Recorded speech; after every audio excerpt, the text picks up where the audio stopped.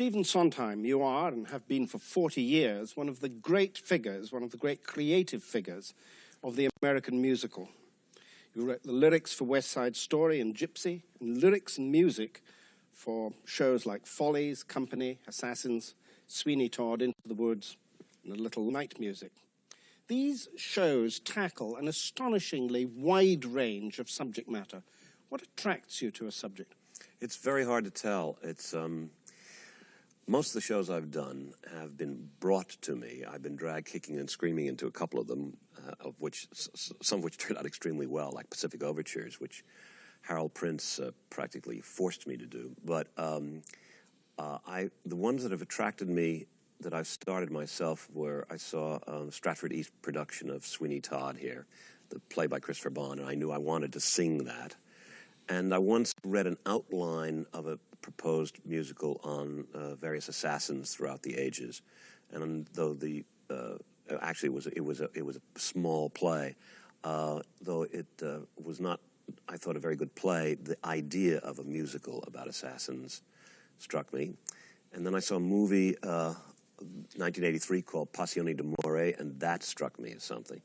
But I think with those three exceptions, either I've gone to a librettist and said, have you any ideas? Because it's a playwright I wanted to work with, or I've been asked to do it by other librettists. What struck you about Sweeney Todd or Assassins? Not the form, the content. What was it in the content that appealed? It's not so much content, it's story. In the case of Sweeney Todd, I just thought I've always wanted to do a Grand Guignol melodrama. And what I loved about Bond's version was that it was funny as well as creepy and scary. It had a different tone at Stratford East than it did eventually in the version that I wrote, in that it was strictly, I guess what you call a pub theater. That is to say, people brought in, steins of beer, and there were kind of street songs in between the scenes. So it had a very rough, informal feeling, which was part of its charm. But what struck me as remarkable was the amalgam of comedy and melodrama. I'm a big melodrama fan. I like Blood and Thunder plots. You want to scare the audience? I want to scare the audience, yeah. I love being scared in movies and plays, and music's the way to do it. And as Jaws proves, I remember when I sat down and the house lights dimmed in the movie theater and those double basses started and there was just a shot of water. I was terrified. Nothing had happened. Nothing happened. It was what music can suggest. And I've always been a big fan of Bernard Herrmann's film scores.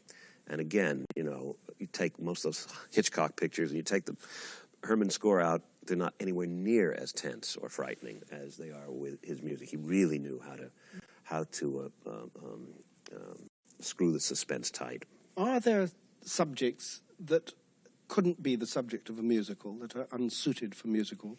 Yes, one of them is murder mysteries. The whole idea of a mystery is that there's an explanation at the end. This is as opposed to melodramas or thrillers, which I think work very well with music. But people have tried to do murder mysteries. There was one that had certain moderate success on Broadway called Redhead. And as with farce, everything works to a certain point all right with music. But then when either the farce or the explanatory part of the murder mystery takes over, you simply can't sing. You cannot sing the climax of an Agatha Christie novel with any grace, I think. I mean, anything can be sung, obviously, but I don't think it would be very satisfactory to have Hercule Poirot explain in a 20-minute aria how the maid was disguised as the butler, But I was really asking whether there were subjects which ruled themselves out for the theatre on grounds of taste. I mean, Assassins, for example, a series of attempts to assassinate American presidents. Well, but is that a suitable subject for me? Well, I don't think there's such a thing as suitable or unsuitable. I think the theatre can encompass anything. The thing about Assassins that immediately strikes me is how suitable they are, because they're the subject of folk material, aren't they? The way Western heroes are the subject of folk song, or the way any backwoods or prairie stories or any kind of historical myth. And there's something mythical about Assassins. It struck me right away when this play that I referred to, all I saw was the title. I didn't even open the play. I just saw the title. If somebody had written something called Assassins, I thought, oh, what an idea for a musical. And when I gave it to John Weidman many, many, many years later as an idea, because it was an idea that was in the back of my head all those years, and I never pursued it. When I went to the librettist, John Wyman, who wrote Pacific Overtures, and I said, he wanted to do a historical subject because he's very into American history. And I said, I once came across something. I said, I just saw the title, Assassins, and I saw his eyes turn into pinwheels. He had exactly the same reaction I did. He said, I don't know why, but that's a wonderful idea for a musical. I said, it sings to me too, and I don't know why.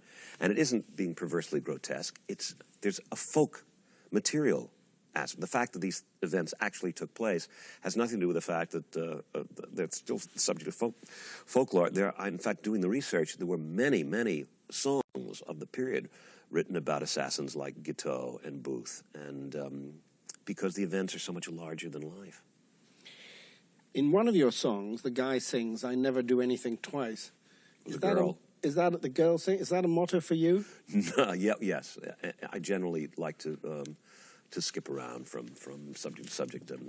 Isaiah Berlin divided the world into foxes and hedgehogs, and I'm a fox. Exploring many. The hedgehog knows one big thing, and the fox knows many things. Right. And I like to explore many things. The metaphor doesn't exactly apply, but it's. I would get bored, I think, doing something the second time. I know I do, in fact. It's quite often after Gypsy, I remember everybody was shoving backstage musicals at me, and I thought, no, but I've just done that. Before you arrived on the scene, as it were, the American musical was very big on emotion and sentiment. Your texts rather undercut love as the subject of the musical. Passion. I just got through doing a show called Passion. It's about nothing but. It took you a long time to get round to it, though. Well, no, I think you have to be careful about the difference between sentiment and sentimentality, and I think you may be referring to sentimentality. I think there's a great deal of sentiment in most of the stuff I write, I have this reputation for writing cerebral musicals, but I think it's about. I'm very fond of irony, and I have a fairly irony undercuts sentiment. That's right, Yeah. right, and I really am not into treacle, and I think what you're referring to is the treacle aspect of the American musical and even the British musical. Before your time, the American musical was very big on narrative. It was telling a big story. You are less keen on narrative. No, I sometimes am and sometimes am not. I can't think of a stronger narrative than Sweeney Todd and the narrative Merrily Roll Along. But I do like to experiment in that twilight area between review and what you'd call narrative line. Company being the first commercial musical that I know of that was halfway between. There'd been reviews and there'd been what we call book shows. But nobody had ever taken a moment, which is what Company's about, a single moment in a man's life, literally one, maybe 3 seconds, in which something snaps inside of his head and he reviews his life to that moment on one level, on the level of commitment, of emotional commitment, and makes a decision. And so the musical, in that sense, takes place within a 2 or 3 second span. The business of exploding a moment like that, the business of a group of memories forming your story as opposed to a plot, as in Follies. Those interest me. On the other hand, Night Music is a narrative musical. Merrily is, Sweeney Todd is, Into the Woods is. In fact, one of the reasons I wanted to do Into the Woods is I wanted to do a fairy tale. I wanted to tell that Wizard of Oz narrative. But Company and Follies are put together in a sort of filmic way. That's Have right. you learned from film? Yes, I was a movie buff as a kid. As a matter of fact, when I was in my early 20s, we had something called the $64,000 question, a quiz show in the United States, and I was up for movies, and I passed the test. I was ready to go on, and then it was canceled at the last minute. But I've always been a movie buff, and I'm very, very into film technique and the application of it to the stage. You might have got to take a bribe if you Yes, I famous. missed my opportunity and been the subject of a movie. Once you've got the idea for the piece and you're writing, which comes first, the lyric or the music? Both at the same time. Really? Oh, absolutely. I work in tandem. There's a danger of boxing yourself in if you develop a tune and then you have to shoehorn. It's hard enough to write lyrics when you have freedom, but when you have to really shoehorn it in and try to make it smooth and effortless, it's you have to be careful not to paint yourself into a corner. But more than that, I do a great deal of discussion with the librettist, many weeks, and determine what the function of song in the piece is, whether So song the is necessary. librettist is writing the book. Yes, right. But we poach on each other's territory in the sense that there's a constant free flow of ideas back and forth. And we discuss what the function of song should be and then start to make an outline. Once we've done the outline, I like the librettist to go off and write a little bit so I can tell what the style of the way people talk. I mean, I know the characters, but until I hear them talk, which is the librettist's ear at work, I don't have anything to imitate. And I'm a very good mimic, and that's essentially what I do with the tone of lyrics, unless they're the kind of comment lyrics, as in Company or Assassins, where there's an outside tone, where the songs do not grow integrally out of the character, but are the author's comment. I'm avoiding the use of the word Brechtian, which is a word I hate, but there it is. It's the Brechtian use of song. And then I find musical atmospheres as important as lyric atmosphere, and so I try to develop accompaniment figures and harmonic sequences before even attacking the melodic line. At the same time, I'm jotting down lyric phrases, sometimes refrain ideas, that is to say, ideas that one keeps coming back to a given line or a phrase or even a word. And developing lists of associative ideas for the lyric, and also trying to outline where the lyric is going, what the beginning is going to be, what the end is. Sometimes I write it out in prose.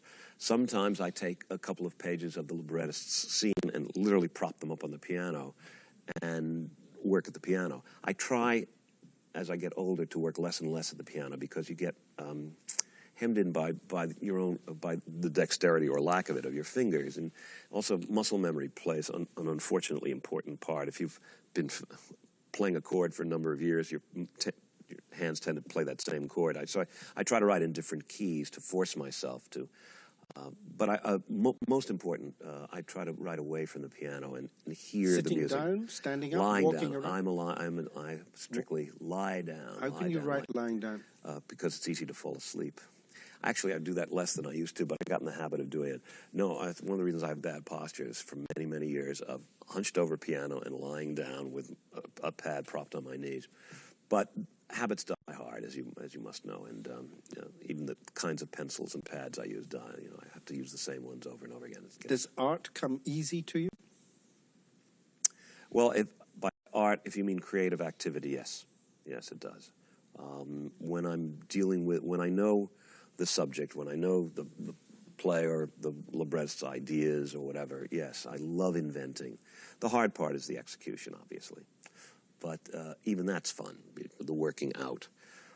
When I say fun, of course, I'm talking about agonizing fun. I'm not talking about pleasant fun. But certainly, yeah, I love to invent. Do musicals get written or rewritten? Well, musicals get rewritten more than plays do, probably because they are presentational forms of theater.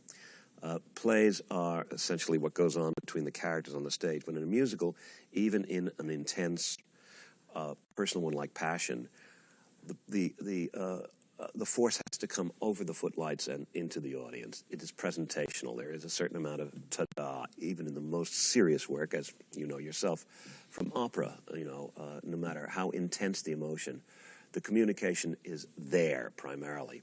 That means that the audience response is your final collaboration. And until you get your musical in front of an audience, it's not a complete work.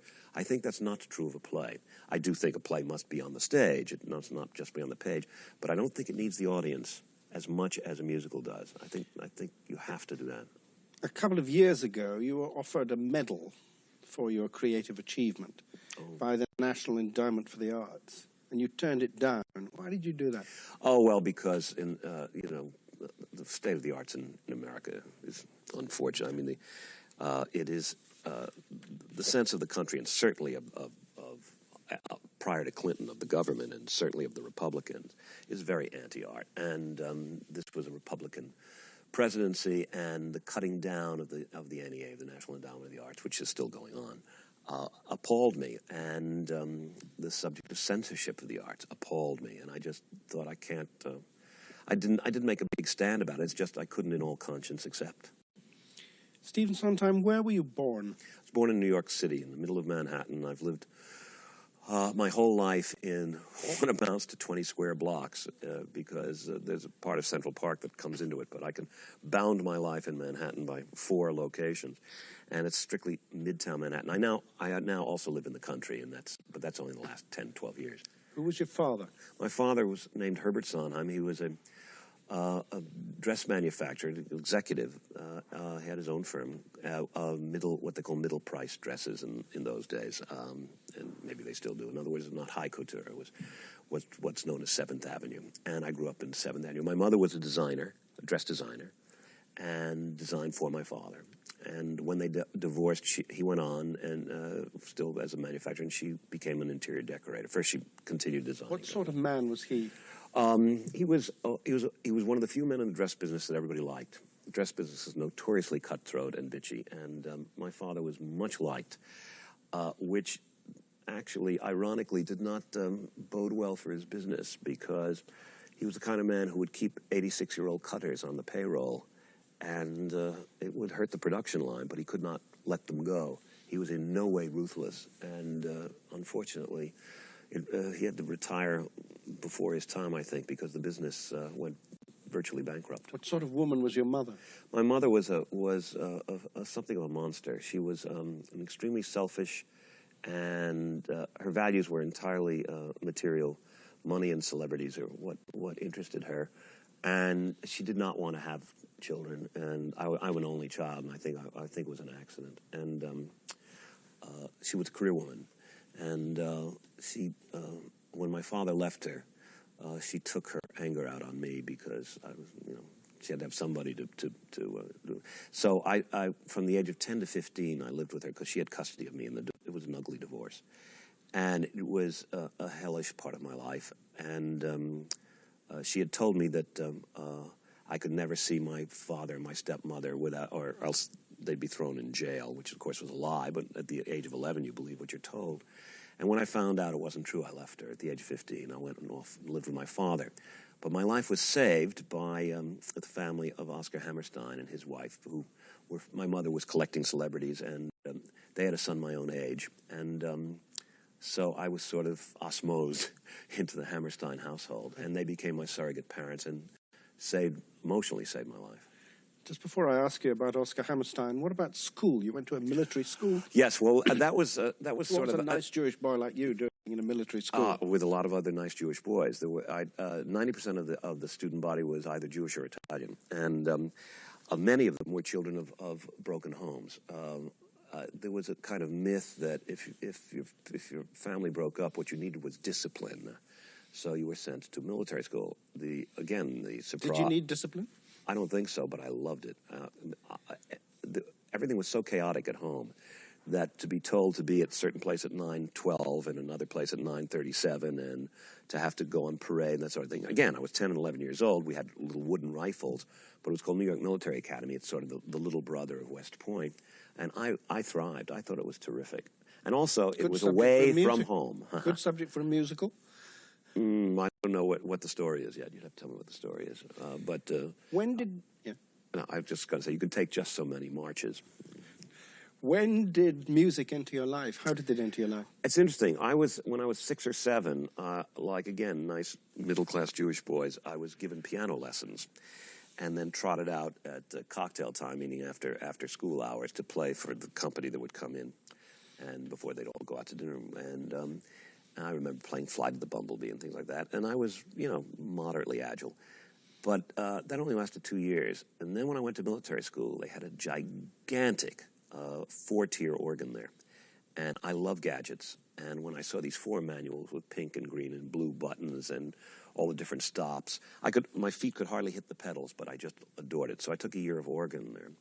And then it disappeared. But then when I fell in with the Hammerstein family, I wanted to be like Oscar. So I wanted to be a songwriter suddenly. And so when I got to the equivalent of high school, or what we call prep school over there, I went to a Quaker school. I started to take music again.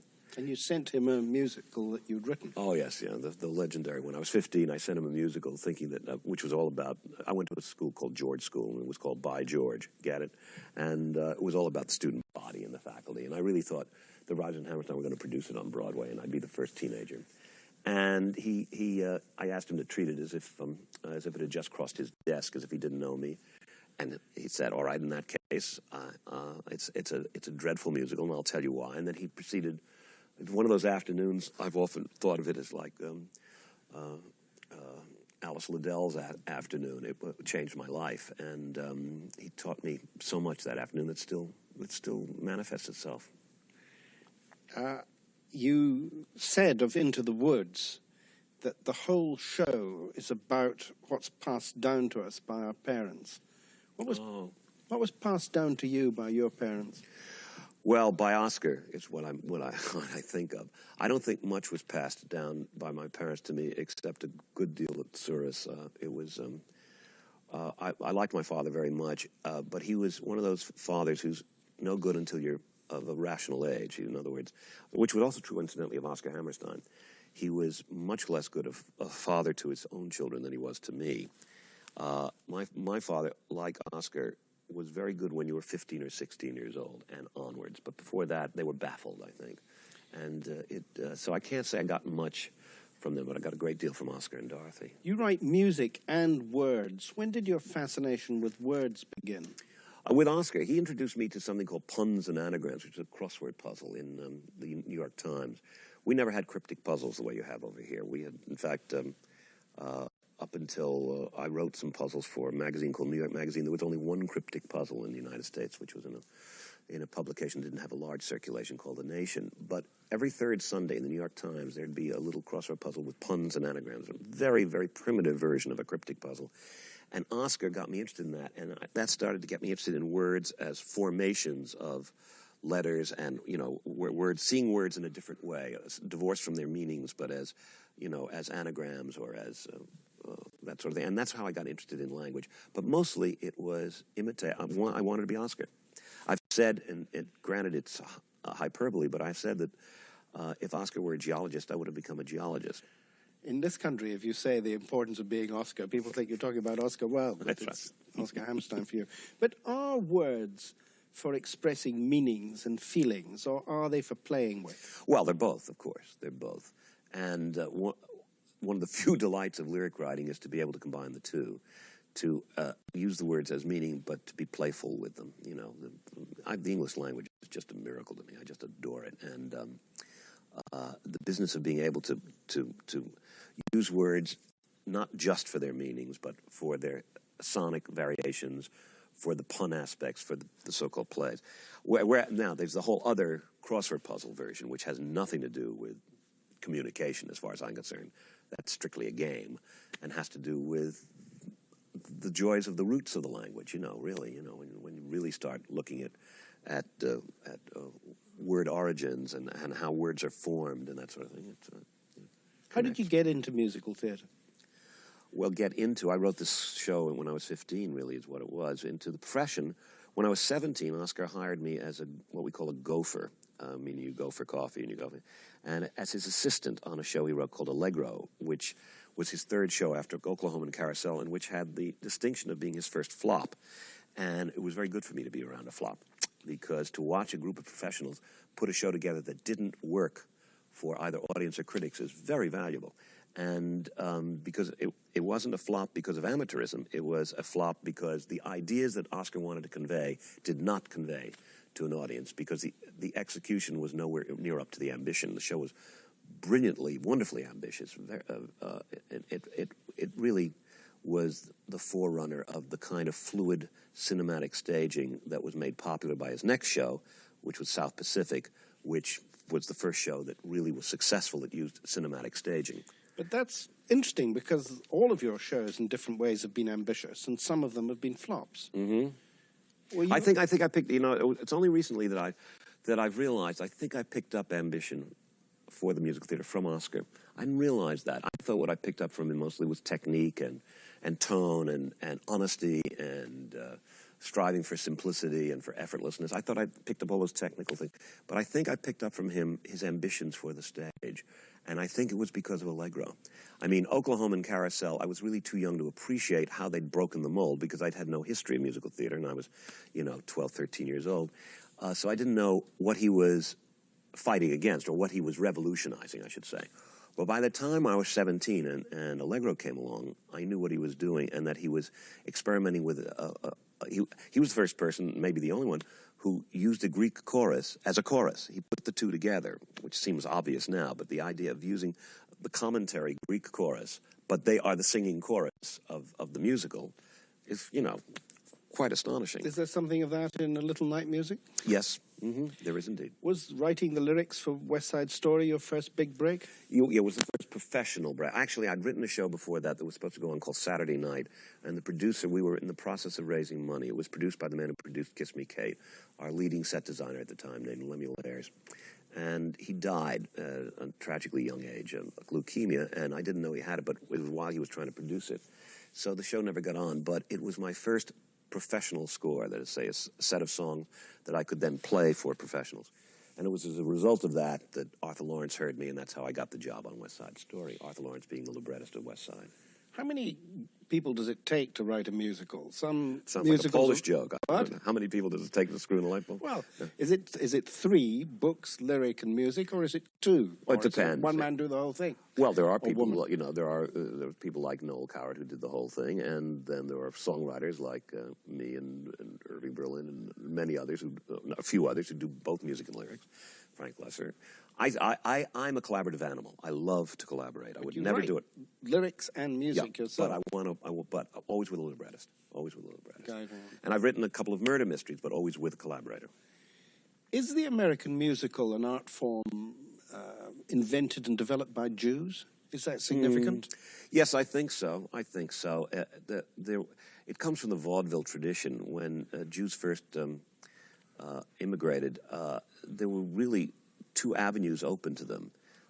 This is the early part of the century.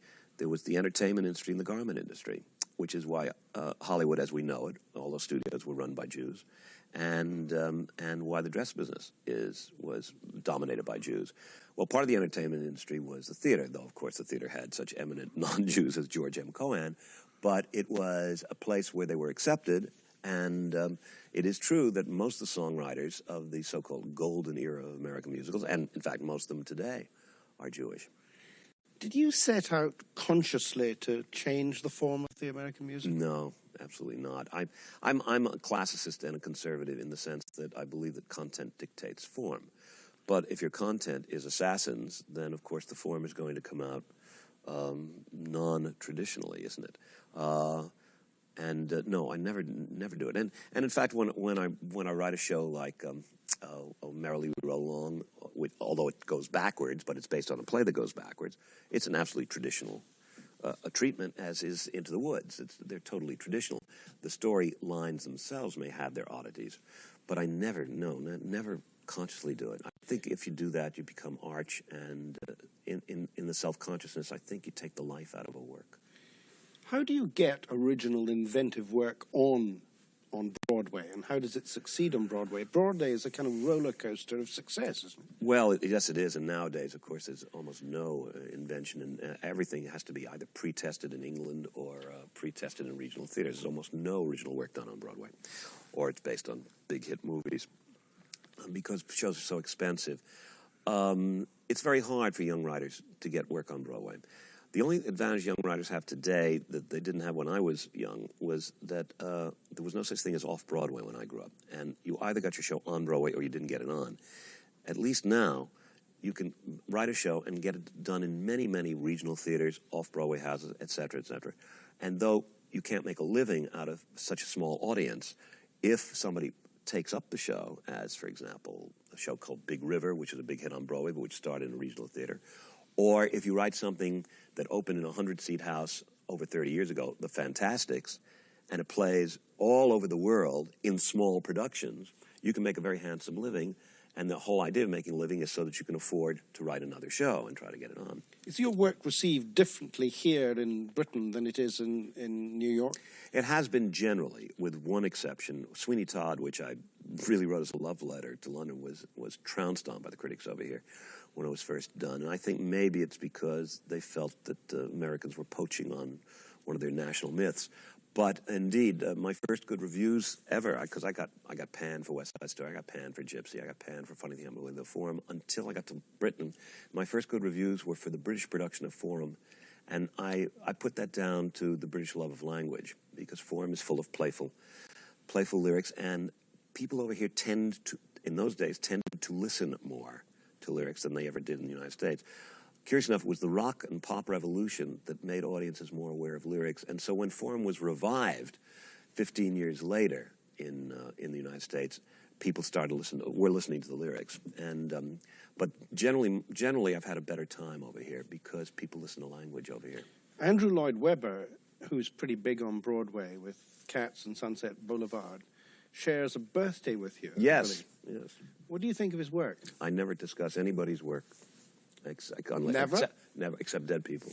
And I'll tell you why. There's that thing there's that old phrase, never speak ill of the dead, I paraphrase. Well, it seems to me they're exactly the people you should speak ill of, because you can't hurt their feelings.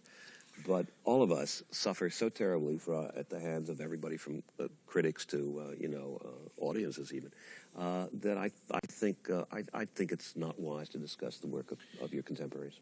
You collected games. How many did you have?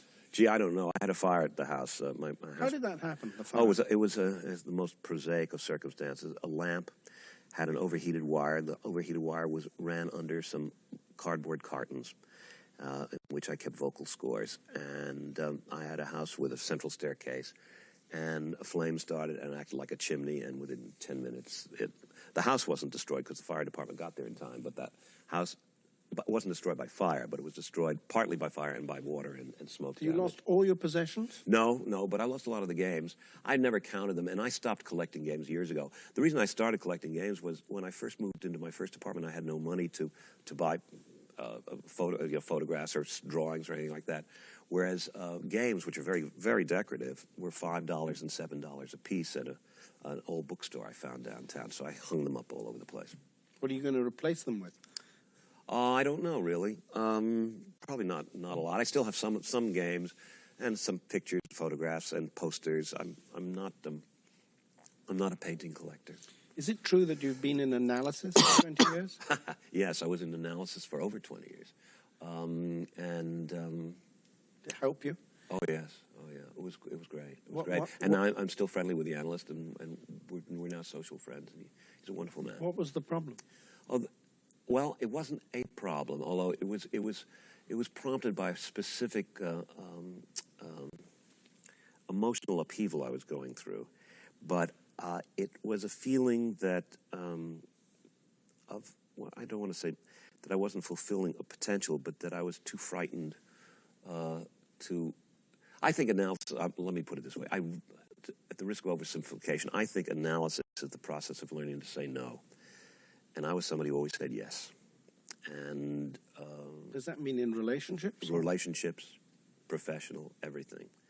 The desire to be liked, the desire to be nice. Don't say no to anybody because they will hate you, or they will resent you, or they will be hurt, or.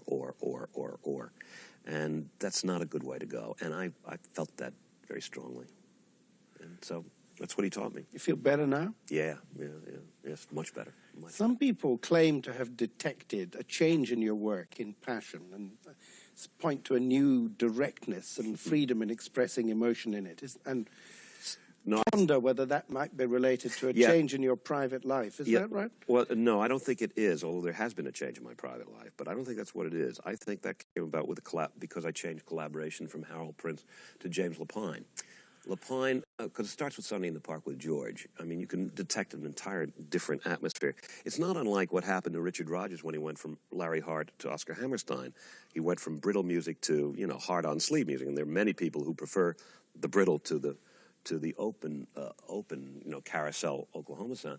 And so the same thing happened.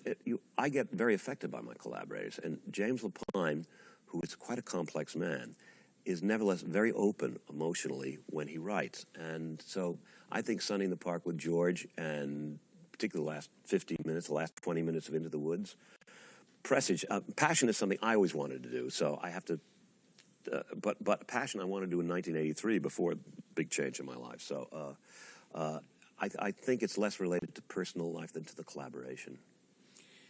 The American theatre scene, the New York theatre scene, art scene, has been very badly hit by AIDS, with lots of people dying. Is that a difficult climate in which to create, or? No, I don't think it's any more difficult. I mean, it's a difficult climate in which to live, but it's not restricted to the art scene. It's just being alive today, surrounded by AIDS, not just in the arts, but all, it's a genuine plague and a curse. I mean, but I don't think it's, obviously the arts have attracted a lot of people who've come down with AIDS because, not because, but, and the result is that it's been particularly hard hit, but so have many, many businesses, and they're just not as publicized. When somebody dies of AIDS and it's an actor or a composer or a painter, it gets publicity. But if somebody dies in the insurance business, it doesn't. What ambition have you unfulfilled? Gee, what an odd question. I'm afraid I would sit here and waste 5 minutes of airtime while I thought. I can't think of anything at the moment. I mean, writing is the only thing I think I've ever particularly wanted to do. I flirted with being a performer when I was about 18 years old. I was a talented actor for about a year and a half in college. I'm very untalented now. I act very well when I demonstrate my songs, but otherwise I'm very, very self-conscious. So I don't think there's anything really. What do you fear most? I suppose death, or dying rather. I think it's the older you get. At least I do. I think that's what I fear most. Are you going to go on working? Oh yes. Can you ever envisage not working? It's hard for me because though I'm lazy by nature, lazy in the sense that I'm a slow worker, and so I don't turn out as much, and I can easily not write and just loaf. But I then start to feel guilty, whether that's the old Jewish guilt or the work ethic or the puritanical, I don't know. But one of the problems with writing for the theater it's been my observation that virtually all writers of musicals, when they get, particularly the songwriters, when they get to be 50 years old, they stop writing well, and it's because it takes about a generation to go out of fashion. And rock is the lingua franca of sort of the popular musical world these days, but it doesn't lend itself to theater. So I don't think, and so to telling stories. Lends itself to another kind of theater, which is a performer's theater and a concert theater. But I think it's not very useful for telling stories. And therefore, in a way, the kind of stuff I write doesn't go out of fashion because it's never been in fashion. Therefore, I think I'm protected from becoming superannuated as quickly as I might have been if I'd been born a generation earlier. But I can't tell. At any rate, at the moment, I can still write, and as long as somebody will put on the shows, I'm very happy.